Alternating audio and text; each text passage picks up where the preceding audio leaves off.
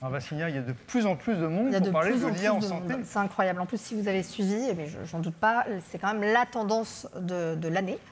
Donc on va voir ensemble un peu quels sont les réels impacts, on le disait juste avant notre petite coupure, sur les professionnels de santé et les laboratoires. On a commencé à y répondre. On va continuer à lever le voile avec vous donc et avec notre grand témoin / otage, professeur Bibo. Merci d'être encore là.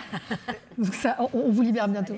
Mais cette fois, vous êtes très bien entourés puisque se sont installés à vos côtés Isabelle Laforgue, Cécile Caron de la Carrière, Isabelle Vitali et Johanna Wardzinski. Merci à toutes les quatre. Professeur Bibo, peut-être avant de commencer, je voulais un peu voir avec vous, parce qu'on a évoqué l'IA sur la pratique des professionnels juste avant, et on comprend bien que ça y est, ça commence à devenir concret, mais est-ce qu'il y a encore des freins qui persistent aujourd'hui, et comment les lever? Parce que je sais qu'il y en a. Alors c'est vrai qu'on a été tenté parfois de livrer une vision un peu idyllique de, on va dire, l'implantation. On a déjà beaucoup parlé ce matin, d'ailleurs c'était intéressant, sur le fait qu'il y ait beaucoup de startups qui promettent certaines choses et puis en fait, lorsqu'elles se confrontent à la dure réalité du marché, meurent. Et donc, il y a déjà ce premier frein, c'est trouver le bon business model. C'est-à-dire qu'on peut avoir un super outil, une vraie innovation au service des patients ou des professionnels, mais si elle ne s'intègre pas dans un cadre de remboursement ou quelque chose qui correspond à ce qui existe déjà, globalement, en général, la start-up vit quelques années et meurt. Mais plus globalement, il y a aussi des freins très très concrets et de la vie de tous les jours dans les hôpitaux français de façon globale. On entend souvent parler du manque de moyens, c'est vrai. Et ça existe aussi au niveau informatique. C'est-à-dire qu'on ne peut pas implémenter des algorithmes d'IA très facilement si on n'a pas des serveurs dans les hôpitaux, si on n'a pas des ordinateurs qui datent de moins d'il y a 15 ans, grosso modo, parfois, et qui sont extrêmement lents. Donc, il y a description assez idyllique, et puis il y a aussi la réalité du terrain qui est parfois un peu dure. Heureusement, les deux se rencontrent. L'exemple que j'ai donné tout à l'heure sur le contourage automatique fonctionne. C'est pas le seul, il y a des exemples en radiologie, il y a beaucoup de choses qui fonctionnent, mais clairement, il y a un gros effort à faire sur tout ce qu'on appelle IT à l'hôpital, tout ce qui est technologie et informatique à l'hôpital pour qu'on arrive à se servir des outils qui existent, au-delà de leur business model et de leur remboursement. Merci. Merci, professeur Bibo. Alors, on va continuer avec vous, Isabelle. Isabelle Laforgue, donc vous êtes en charge de la direction digitale, transformation et innovation de AstraZeneca. Vous étiez également venu l'an dernier nous parler d'une approche collaborative, notamment au niveau d'Agoria. Donc, comme vous le savez, chaque année, on essaie de voir un peu les évolutions. Donc, la première question, là, c'est 1 an plus tard. Quelles sont les actualités de Agoria et peut-être les réalisations concrètes? Les actualités d'Agoria. Merci beaucoup. Effectivement, 1 an plus tard, je reviens vous parler d'Agoria. Donc, en quelques mots, Agoria, c'est une initiative lancée par 4 acteurs, dont 2 laboratoires pharmaceutiques, Takeda, AstraZeneca, et DocaPost, qui est la filiale numérique du groupe La Poste. Et Agoria Santé, in extenso, c'est une ambition assez simple, mais assez ambitieuse pour une ambition. C'est de permettre de faciliter l'accès à la donnée de santé à tous les acteurs publics, privés, pour permettre de multiplier les projets de recherche en France. Et donc concrètement, Agoria, ça met à disposition d'acteurs qui voudraient apporter de la donnée ou qui voudraient réaliser des projets, une infrastructure technique, un fameux entrepôt de données de santé opéré par DocaPost, et également un cadre juridique réglementaire et dont les autorisations auprès de la CNIL pour opérer. Voilà, en fait, l'idée, c'est de se dire que sur la donnée de santé, il y a un certain nombre d'éléments qu'on peut mutualiser, en particulier ce qui est long ou ce qui est cher. Donc des infrastructures, c'est cher, une démarche réglementaire, c'est long. Et cette démarche collaborative, vraiment je pense que le maître mot de Agoria Santé, c'est collaboratif, il y a des choses sur lesquelles, si on s'y met à plusieurs, on ira beaucoup plus vite et on s'épargnera beaucoup de peine. Et donc concrètement, 1 an plus tard, Agoria Santé, donc l'an dernier, moi je venais vous raconter, très fière, mais quand même c'était une belle réussite, on avait obtenu l'autorisation auprès de la CNIL d'opérer. 1 an plus tard, on a 14 partenaires qui nous ont rejoints dans Agoria Santé. Beaucoup de start-up, de bureaux d'études, il y a quelques start-up d'ailleurs qui sont là aujourd'hui, qui pourront aussi vous en parler. Donc un collectif qui s'agrandit avec de plus en plus d'acteurs qui rejoignent cette conviction, encore une fois, de mutualiser des moyens pour permettre d'accélérer les projets autour de la donnée de santé. Voilà, et très concrètement, pour AstraZeneca, j'en termine là, nous, on opère maintenant des projets. On opère un projet dans Agoria. Alors, qu'est-ce qu'on fait? On fait l'appariement d'un accès précoce avec le SNDS. Voilà, maintenant que je dis cette phrase très barbare, on n'est pas forcément très avancé. Concrètement, l'accès précoce, c'est une phase de délivrance du médicament où on récupère beaucoup de données du patient. Et nous, on a souhaité, grâce à Agoria, pouvoir appareiller ces données avec le reste du parcours de soins. Donc, on demande des données auprès de l'assurance maladie, auprès de la CNAM, pour comprendre en fait le parcours de soins, comment le patient a continué à évoluer au cours de ce soin. Et je pense que c'est ça vraiment la promesse fondamentale de Agoria, c'est qu'il y a de la donnée silotée, il y a de la donnée dans beaucoup d'entrepôts de données de santé qui commencent à se structurer. Il y avait des sujets d'homogénéisation dont on a parlé ce matin. Mais la vraie promesse pour le patient, c'est que ces données puissent se parler entre elles. La vraie puissance qu'on arrivera à atteindre, et là, en fait, le collectif est inévitable, c'est de pouvoir avoir toutes ces données au même endroit, les faire parler ensemble, et là, on pourra tenir toute la promesse pour le patient. Alors, merci Isabelle. Alors, dans les actualités, si on fait un focus plus sur AstraZeneca, vous avez continué en fait dans votre approche collaborative avec une initiative qui a fait grand bruit ces dernières semaines et derniers mois dans l'écosystème, avec le lancement de Evinova, une entreprise de technologie de la santé et qui vise donc notamment à accélérer l'innovation dans les secteurs des sciences de la vie et essais cliniques également. Et lorsqu'on l'a préparé, vous m'avez dit en fait c'est pas que pour AstraZeneca. Donc est-ce que vous pouvez nous dire un petit peu la genèse du projet et l'ambition pour l'écosystème? Oui. Alors Evinova, effectivement, c'est une autre démarche collaborative. Alors cette fois pas au niveau d'AstraZeneca France, mais AstraZeneca Monde. Et le sujet d'Evinova, c'est de fédérer encore une fois des éléments collaboratifs, cette fois-ci autour de la recherche clinique, des essais cliniques. On en a parlé tout à l'heure, la technologie dans la recherche clinique, elle a un potentiel absolument incroyable de facilité pour le patient, pour les soignants. Je me permets de citer les chiffres de l'AFCRO. Donc l'AFCRO, c'est l'Association française des CRO. Aujourd'hui, on a 80% des études cliniques qui sont retardées dues à des problèmes de recrutement et on a 70% des patients qui vivent à plus de 2 heures des centres investigateurs. Et en fait, tout ça, on le sent bien, la technologie peut apporter quelque chose. Quand on est sur les sujets d'inclusion, de recrutement, on a des algorithmes aujourd'hui qui peuvent tourner pour permettre plus facilement, plus automatiquement d'identifier les patients dans des centres qu'on connaît déjà. Et puis ça permet aussi d'aller dans des centres plus petits. Et donc ça permet aussi d'ouvrir les essais cliniques à une plus grande diversité de patients. Donc ça, c'est un premier élément technologique sur lequel on a besoin de capitaliser. Et sur le second élément, qui est ce fardeau du déplacement pour le patient, qui amène parfois à renoncer aussi à participer à des essais, on a des systèmes qui s'appellent du remote monitoring, pour le dire en bon anglais, mais en gros, qui permettent, on en a vu quelques-unes ce matin, des solutions qui permettent aux patients de relever les données médicales à domicile pour pouvoir ensuite les transmettre à l'équipe de soins sans avoir à se déplacer. Et puis je pense qu'on est aussi en train de se rendre compte que éviter des déplacements dans le contexte climatique qu'on connaît, c'est aussi quelque chose de bénéfique. Donc voilà, donc on sait que dans les essais cliniques spécifiquement, la technologie a beaucoup de promesses. En revanche, et je pense que c'est quelque chose qu'on a aussi évoqué pas mal ce matin, pour les équipes de soignants, parfois c'est quand même pas super simple d'avoir une solution par essai clinique. Ils se retrouvent devant un joli écran d'ordinateur, pas forcément très récent d'ailleurs, avec autant d'icônes et de login password en gros que d'essais. Et en fait, un soignant, c'est là pour soigner. C'est pas là pour apprendre des logins passwords et des configurations de logiciels par cœur. Et donc la démarche d'Evinova, c'est ça, c'est de structurer, standardiser pour faire en sorte que sur cette démarche d'essai clinique, il y ait une forme de consensus qui s'installe pour pouvoir vraiment permettre à la technologie de tenir sa promesse auprès du patient et aussi auprès des soignants, pour qu'il y ait cette adoption dans le système de soins et qu'on rende la vie du soignant simple pour qu'il soigne. Et enfin, je crois que l'IA, ça reste une priorité pour vous aussi. Je crois que dans quelques jours, vous allez faire également votre événement Parlons IA sur l'application en fait, dans l'IA. Donc, est-ce que vous pouvez nous en parler également ? Merci beaucoup.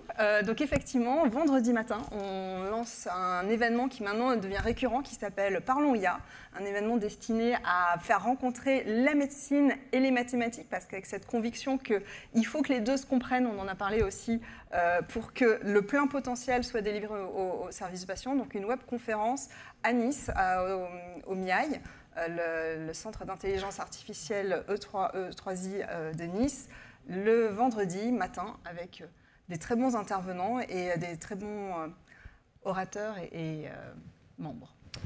Merci Isabelle. Vassilia, Merci. on Oui. continue. On va continuer. Je me tourne vers Cécile Caron de la Carrière. Donc vous êtes la directrice de la stratégie marketing et communication de Vidal. Alors vous, les professionnels de santé, vous les connaissez bien et depuis longtemps. Je crois que le dictionnaire Vidal a quelque chose comme 110 ans.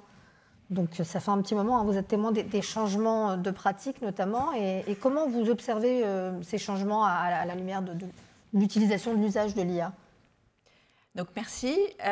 Oui, en effet, nous, on n'est pas vraiment une start-up. C'est un avantage pour nous, puisqu'on est dans les usages très fortement. Donc on peut constater un certain nombre de choses. Bon, d'abord, l'IA, depuis ce matin, on en parle. Je crois que c'est une avancée majeure en médecine. Tout le monde est d'accord là-dessus, on ne va pas y revenir. Il y a beaucoup d'exemples. Pour nous, l'IA, c'est la facilitation de l'accès à la connaissance. Notre métier, c'est de prendre la connaissance qui existe, de valider et de la mettre à disposition des professionnels de santé et de tous les acteurs du soin dans les outils de soin. Autrefois, ça se matérialisait par un dictionnaire qui était l'endroit où traitait le médecin sur son bureau. Maintenant, c'est un ordinateur, l'outil du médecin. Donc maintenant, tout est structuré et dans l'ordinateur du médecin et donc dans les logiciels. Pour répondre à un point que tu citais, Isabelle, qui est que les professionnels de santé sont là pour soigner et ils ne peuvent pas avoir une multitude d'outils. Donc tout doit être inséré et on fait un gros travail pour insérer ces solutions dans les outils de soins. Alors l'IA, nous on en fait depuis 10 ans pour nous-mêmes. Parce que notre problème, c'est que la connaissance, elle est exponentielle. Donc, il y a de plus en plus de connaissances. Et donc, on a beau avoir des pharmaciens spécialisés, etc. On ne pouvait pas répondre à l'exponentialité de la connaissance. Et donc, la première chose qu'on a faite, c'est de faire de l'IA pour nous-mêmes, donc de faire du LLM, pour structurer les données, parce que pour pouvoir mettre dans les outils de soins, il faut que ce soit structuré. Donc, pour structurer les données, pour repérer les interactions médicamenteuses. Et maintenant, au lieu que ce soit des équipes de pharmaciens, on a appris à nos machines à le faire, supervisées par nos équipes de pharmaciens. Donc ça permet d'enregistrer beaucoup plus de connaissances et de la mettre à disposition des acteurs de santé. Donc ça, c'est le premier point. Ça fait plus de 10 ans qu'on fait ça. Mais on fait aussi de l'IA pour repérer les sources fiables. Il y a de plus en plus de sources, donc il faut qu'on repère les sources fiables, vérifier qu'elles sont fiables, et on fait aussi de l'IA là-dessus. Donc ça, c'est le premier point. La variété de la connaissance et intégrer tout ça pour la mettre à disposition. Et puis, deuxième point qui est clé, c'est aujourd'hui, on fait une médecine de plus en plus personnalisée, de plus en plus individualisée, les traitements sont de plus en plus pointus, et donc on va intégrer des données de patients de plus en plus riches. Et je vous parlerai tout à l'heure d'un exemple. Et donc, avec l'IA, on peut intégrer les bonnes données et faire en sorte que la médecine soit de plus en plus personnalisée pour avoir de la donnée patient. Voilà, donc essentiellement, au quotidien, j'ai été frappée par les chiffres qui ont été montrés tout à l'heure dans l'observatoire. On voit qu'un médecin sur 2 dit qu'il utilise l'IA pour l'accès à l'information médicale, donc c'est ce qu'il fait avec nous, clairement. Et on voit qu'il sait qu'il utilise l'IA pour ça et qu'il le fait en toute confiance. Donc ça, c'est un premier point. Donc vraiment, on voit ça dans les usages. Et puis l'autre usage qui va se développer, c'est la personnalisation de la médecine en intégrant les données patients. Et je vous parlerai d'un exemple tout à l'heure. Oui, alors, notamment chez Vidal, vous avez une forte expérience sur l'évolution de cette pratique médicale. C'est un élément qui est important pour vous. Et vous apportez maintenant, au-delà de ce livre que Vassilia a souligné, cette dimension numérique et donc d'intégrer cette IA dans vos solutions. Donc, comment vous l'intégrez? Comment elle permet en fait d'être disponible pour les pôles de santé? Et surtout, voilà, quels sont les retours à l'image du baromètre qu'on a pu avoir, les enjeux également pour les pôles de santé, puis aussi bien sûr pour les patients? Ouais. Alors, je vais vous parler d'un produit qui est assez emblématique de notre savoir-faire, qui fonctionne, qui tourne depuis plus de 3 ans, et qui s'appelle Vidal Sentinelle, qui est fait pour les pharmaciens hospitaliers. La problématique, le cas d'usage, c'était un pharmacien hospitalier, il est responsable de l'ensemble des médications qui sont données dans son hôpital. Vous pensez bien, quand on a beaucoup de lits, ce que ça peut donner. Et donc, les équipes de pharmaciens doivent en permanence vérifier les soins qui sont administrés. Et donc, nous, on a fait des machines qui réfléchissent en intégrant d'une part les données du patient, donc qui sont dans les données du patient, en temps réel les prescriptions médicamenteuses, et aussi, et ça c'est entièrement nouveau, en temps réel les résultats d'examens biologiques, puisqu'on sait que les traitements doivent être adaptés, en particulier les posologies dans un certain nombre de pathologies, etc., en fonction des résultats des traitements de biologie. Et donc là, on a toute une batterie de règles qui sont faites au départ par des professionnels métiers, puis supervisées par des comités scientifiques, puis avec de l'IA dessus pour en permanence les améliorer. Donc on a toute une batterie de règles qui tournent là-dessus et qui en temps réel, sur les 5 000, 8 000, 10 000, 20 000 patients qui sont hospitalisés dans un hôpital, sont capables de faire ce qui était expliqué tout à l'heure par Philips, mais nous on le fait sur la prescription médicamenteuse pour dire attention, c'est là qu'il y a un problème, on fait un score de risque et on hiérarchise en temps réel. Et donc le pharmacien, il a une console où ses patients remontent et descendent en fonction des données en temps réel pour qu'ils puissent intervenir. Et donc vous voyez qu'une fois qu'on sait faire ça, donc ça tourne depuis 3 ans dans les hôpitaux, et on a des retours évidemment sur le gain de temps, mais surtout sur la gain de sécurité pour les patients, puisque là on ne passe pas à côté. Donc ça c'est un vrai gain. Et puis vous voyez qu'une fois qu'on sait faire ça, on peut imaginer, et sans dévoiler nos secrets de recherche, on peut dire qu'on travaille sur un certain nombre de choses, mais qu'on peut faire des règles comme ça qui guident le professionnel de santé à différents moments. Donc pendant la consultation, par exemple, au fur et à mesure que le médecin va rentrer ou que l'ordinateur va entendre la consultation, comme on en parlera peut-être avec certains experts du sujet, eh bien nous, on va pouvoir mettre des règles métiers qui vont guider la prescription et qui vont guider le professionnel de santé. Donc on travaille sur des choses comme ça, on travaille aussi sur la multitude de données. Mon espace santé, j'en avais parlé ici l'année dernière.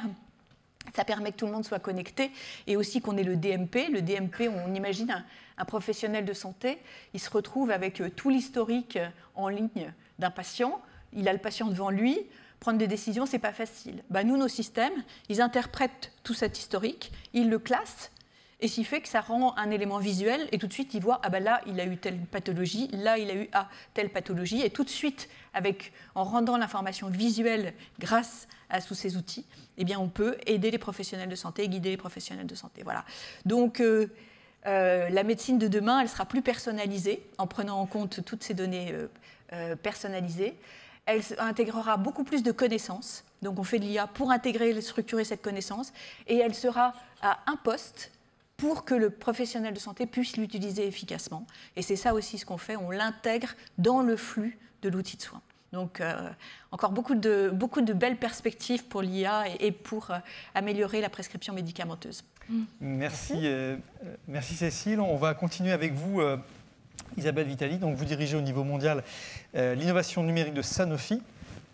Et vous avez également, ces derniers mois, fait beaucoup d'annonces sur un sujet qui vous tient à cœur, qui est également l'aspect écosystème, avec le lancement notamment de Widget, un consortium pour faire de la France un leader mondial des thérapies géniques basées sur l'intelligence artificielle. Belle ambition que vous menez avec l'Institut Imagine, le laboratoire Target de Nantes, université, ainsi que White Light Genomics, une belle start-up de la STEC. Alors, est-ce que vous pouvez en dire un peu plus et surtout aussi comment Sanofi utilise cette IA ? Il y a 2 questions alors.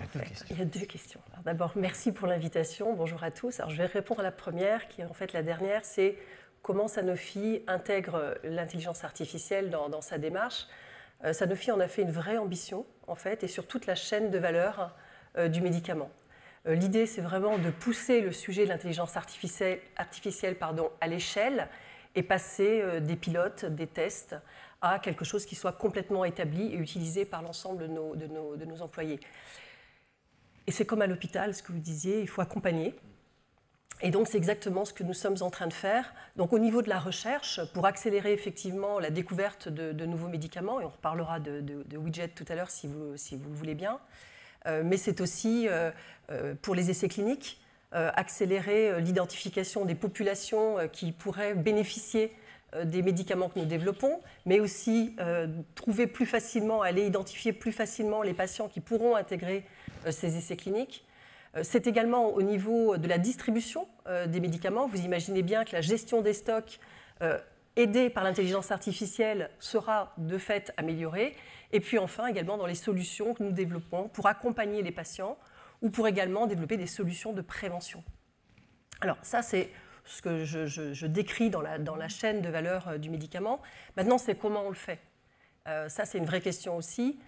On a pris le parti de se dire, et je crois que c'est le cas de beaucoup d'industriels, qu'on n'y arriverait pas tout seul, que c'était un sujet d'écosystème. En tout cas, on en entend beaucoup parler déjà depuis ce matin. Et Widget, que vous citez, est un très bon exemple. Widget, c'est une start-up que nous avons identifiée, qui a été sélectionnée et intégrée et accélérée à Future for Care, dont on reparlera peut-être tout à l'heure. Et en fait, on s'est dit, on va mettre autour de cette start-up nos compétences, avec la R&D en France, mais aussi la R&D aux États-Unis. L'idée étant effectivement d'essayer de faire de la France, en tout cas de contribuer à faire de la France le champion des thérapies géniques. On ne va pas le faire non plus simplement la start-up et nous. Et donc, ont été intégrés d'autres acteurs, l'Institut Imagine, le CHU de Nantes, la BPI, qui soutient aussi ce projet à hauteur de 18 millions d'euros, ce qui rentre aussi dans le cadre du plan Santé 2030. L'idée étant vraiment de s'intégrer dans cet écosystème, et puis ça a été dit aussi ce matin, de pousser l'excellence de la France, y compris au-delà de nos frontières, en Europe au moins, et pourquoi pas au-delà.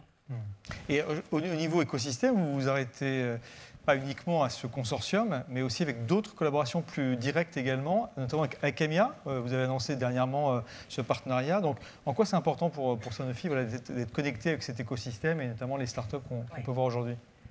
Alors, d'abord, on est tout à fait convaincus que, et on le voit avec les échanges de ce matin, que pour réussir dans la santé numérique, il faut des expertises très variées et probablement très complémentaires.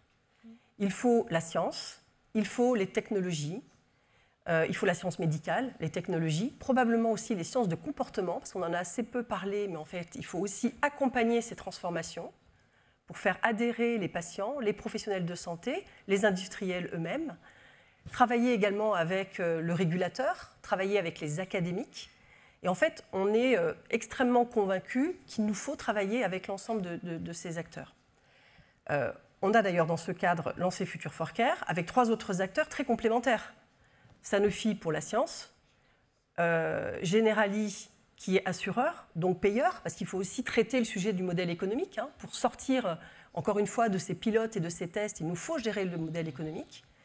Capgemini pour la tech, et puis Orange, parce qu'hébergeur de données de santé, et aussi expert sur le sujet de l'interopérabilité. Le sujet de l'interopérabilité, c'est essentiel, parce qu'on parle d'intelligence artificielle, mais enfin, si on n'a pas réglé le sujet de la donnée et de l'interopérabilité de la donnée, on ne va pas aller très loin sur les sujets d'intelligence artificielle. Donc ça, c'est un vrai sujet. Et l'idée était de mobiliser d'autres acteurs autour de ces 4 fondateurs. Donc aujourd'hui, il y a plus d'une dizaine d'industriels, 50 startups. Et vous donniez l'exemple d'Akemia. Akemia, c'est intéressant. Akemia, on n'est pas Future for Care. L'idée n'est pas de se cantonner qu'à ces 50 startups. Akemia, c'est une startup qu'on avait identifiée au moment du Covid-19. On les a mises en relation avec la R&D France et la R&D aux États-Unis. C'est une émanation en fait du CNRS et de l'ENS. Ils développent en fait des algorithmes et ils s'appuient sur la physique quantique pour accélérer le développement de candidats sur des cibles précises, en particulier pour les petites molécules. Et en fait, on a effectivement signé avec Akemia un contrat à hauteur de 140 millions de dollars pour travailler à l'accélération de la recherche. Alors, ce qui est intéressant, c'est que quand vous parlez de ces montants, 245 millions, c'est un contrat. C'est-à-dire que là, on n'est plus dans des projets qui sont certes importants. Vous l'avez dit, le soutien de BPI sur un projet, souvent en termes de R&D. Là, on est à une étape, vous avez vu que ce matin, on a parlé du financement des startups. Là, c'était un message très fort qui a été donné dans ces dernières semaines. C'est un contrat entre les deux. C'est un contrat entre les deux. Ça change la donne pour la start-up. On n'est pas sur un sujet de levée de fonds, on est vraiment sur un sujet de contrat, c'est-à-dire qu'on va développer des solutions ensemble, on va chercher à avoir de l'impact ensemble, et on a finalement déjà défini un modèle économique aussi pour la start-up, en le faisant comme ça. Et ça, c'est très important. Alors, on a d'autres partenariats, je ne sais pas si... Oui, on a d'autres partenariats où aussi on fait des contrats. On a particulièrement, ça me tient très à cœur, un projet qui s'appelle Accélère, qui est en fait une solution, une plateforme d'intelligence artificielle dont l'ambition est d'aller prédiagnostiquer, préidentifier les patients atteints de maladies rares, ayant en tête qu'un patient atteint de maladie rare, il va errer pendant 4 ans avant qu'on puisse lui diagnostiquer sa maladie. Et on a travaillé au co-développement, donc au travers d'un partenariat, co-développement de cette plateforme avec une start-up qui s'appelle MIS, qui est d'ailleurs accélérée à Future for Care. Et aujourd'hui, cette solution Accélère, elle est finalisée, elle existe. Elle est en évaluation avec un test pilote avec DMH à la PHP. Et l'idée, c'est de pouvoir la lancer. On va la lancer là, très prochainement, pour la mettre à disposition des patients et des professionnels de santé. Parce que l'idée, c'est toujours ça, en fait. C'est faire des partenariats avec des startups, développer des solutions et passer de la phase de test à la phase de déploiement. Et ça, c'est le gros enjeu auquel on doit aussi s'atteler. Voilà. J'aurai d'autres exemples, mais je suis intarissable, il faut m'arrêter. Mais vous serez peut-être invité l'année prochaine pour qu'on ait. Merci Isabelle. Et quand on parle de technologie, Vassinia, je crois qu'on va continuer avec un acteur. On va parler d'hébergement en plus, donc on va continuer avec vous, Johanna Wardzinski. Bonjour et merci d'avoir accepté notre invitation. Vous êtes la responsable santé internationale d'AWS et vous allez partager un peu avec nous cette vision et cette expérience internationale. Je crois que Jérôme, vous avez une première question pour oui, ça, vous n'êtes pas nouveau dans la santé, mais c'est qu'on ne vous connaît pas toujours. Et donc, vous nous présentez, je crois, aujourd'hui des premières conclusions par rapport à votre action dans le cloud en santé. Et donc, est-ce que vous pouvez nous partager déjà aussi cette vision que vous avez en tant qu'actrice au niveau international? D'accord.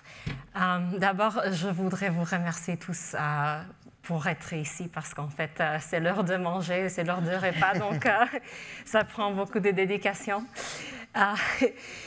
Voilà, donc c'est quoi ma vision? En fait, je pense que quand on parle en tant que médecin, infirmier, chercheur en santé, gestionnaire de clinique, je pense que vous vous demandez peut-être la question, que signifie le cloud pour mes patients, pour ma clinique, pour mes recherches?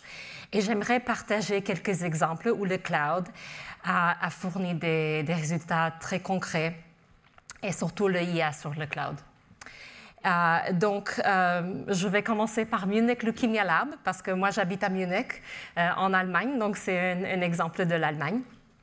En fait, Munich Leukemia Lab, ils font des diagnostics et des recherches sur la leucémie et le lymphome. Et en utilisant les capacités de AWS de Machine Learning, avec un service qui s'appelle Amazon SageMaker, ils ont développé 15 modèles pour confirmer le diagnostic du cancer plus rapidement et d'une manière plus précise. Et ils utilisent ça comme une deuxième opinion. Et ils peuvent aussi faire plusieurs analyses en parallèle et même commencer le traitement plus tôt quand c'est nécessaire. Je vous donne un autre exemple des États-Unis. C'est l'hôpital universitaire de Harvard Medical School. On connaît tout Harvard. Ça s'appelle Beth Israel Deaconess Medical Center. Ils ont réduit les inefficacités avec l'aide du cloud. Ils ont utilisé le machine learning, le service machine learning de AWS. Et la situation, en fait, c'était qu'avant une chirurgie, chaque patient devait avoir des formulaires complets, spécifiques. Un formulaire d'antécédents médicaux, un formulaire pour l'examen physique. Et le personnel, ils ont dû chercher ces formulaires. Et ça a pris beaucoup de temps et ils ont dû vérifier si ces formulaires étaient là. Et donc maintenant, ils utilisent des outils de AWS pour identifier ces formulaires. Ils ont libéré le temps des employés dans l'hôpital. Ils ont réduit les retards chirurgicaux et ils ont amélioré la planification. Donc il y a d'autres exemples, je ne vais pas les mentionner tous, mais comme Gustave Roussy en France utilisent AWS pour étendre leurs objectifs. Et voilà, donc, mais pourquoi AWS pour l'IA? Je vous donne quelques raisons. La première, c'est vraiment pourquoi le cloud? Parce qu'il s'agit d'une plateforme de confiance. Par exemple, nos clients choisissent où leurs données résident et qui a accès à ces données. Donc, si vous, comme client, voulez stocker vos données en France, dans nos data centers, vous les stockez en France. On a plus de 300 services et fonctionnalités de sécurité, de conformité, de gouvernance, plus que d'autres fournisseurs. Je pense que ça, c'est très important à dire.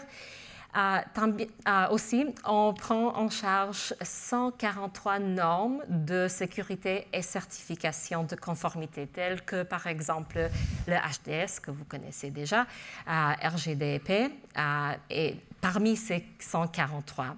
Et ça permet de satisfaire des exigences de conformité dans le monde entier pratiquement.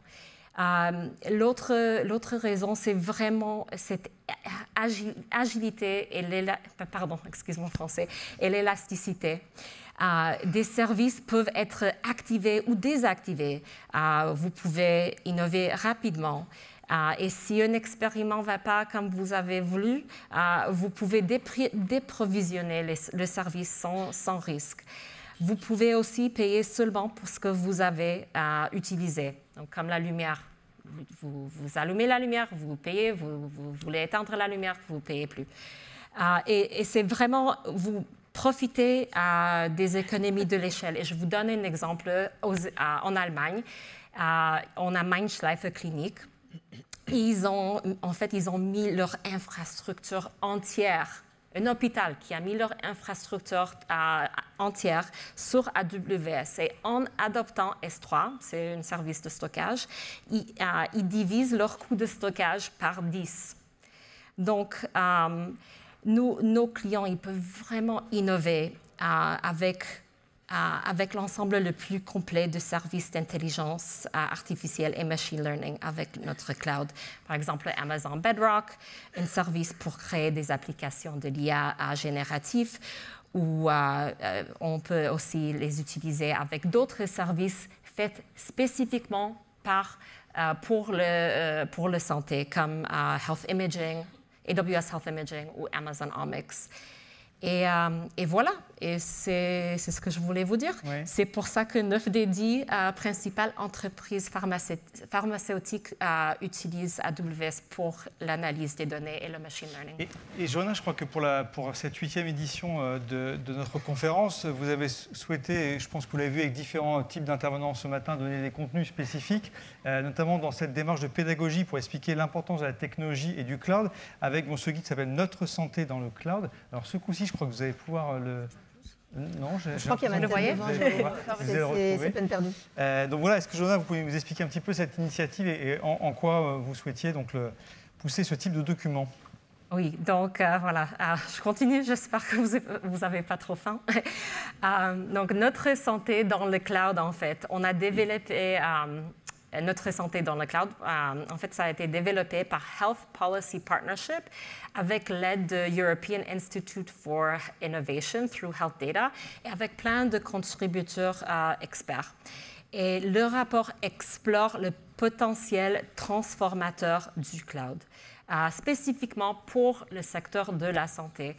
Parce que l'art du possible, la transformation digitale, comme vous le voyez aujourd'hui, se concrétise maintenant. Ce n'est pas dans le futur, c'est maintenant. L'ère est arrivée. Donc, en fait, nous avons commandé, on a financé l'étude parce qu'on voulait démontrer, on voulait partager cette transformation avec vous d'une manière équilibrée. Et donc, ce n'est pas une transformation seulement informatique, c'est vraiment aussi une transformation clinique, organisationnelle, et c'est soutenu par le cloud.